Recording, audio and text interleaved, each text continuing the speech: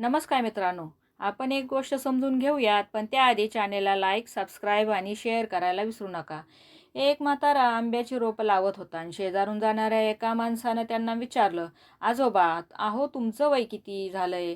तुमच्या हयातीत तुम्हाला या झाडांचे आंबे खायला मिळतील का? आजोबांनी उत्तर दिलं, ज्या झाडांचे आंबे मी खाल्ले, ज्या झाडांच्या सावलीत मी खेळलो, ती झाडं काही मी लावलेली नव्हती.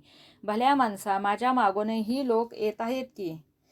पुढच्या पिढीचा विचार करून जे वर्तन आजोबा करत आहेत ते कौतुकास्पदच आहे, कारण पुढच्या पिढीचे आपण पालक आणि विश्वस्त आहोत याची जाणीव असणं खूप महत्त्वाचे आहे. यातून आपण काय शिकलो तर तरुण वयात लागलेल्या सवयी या शक्यतो आयुष्यभर सुटत नाहीत, त्या संपूर्ण जीवनावर परिणाम करत असतात. जडणघडणीच्या वयातील काळ वाया जाणं हे कधीही न भरून येणारं नुकसान असतं. या काळात हातातून निसटलेल्या गोष्टी निसटतात त्या कायमच्याच. ज्या देशातील नागरिक भावी पिढीसाठी आपल्या देशातील साधनसंपत्तीची काळजी घेतात, ती त्यांच्यासाठी जपून ठेवतात, तो देश जबाबदार वर्तन करणारा असतो. म्हणजेच परिपक्व व्यक्तींपेक्षा तरुण मनावर कुठल्याही गोष्टीचा परिणाम लवकर होतो. आपण तरुणांचं भविष्य जरी तयार करू शकत नसलो, तरी भविष्यासाठी आपण तरुणांना नक्कीच तयार करू शकतो, एवढं मात्र नक्की.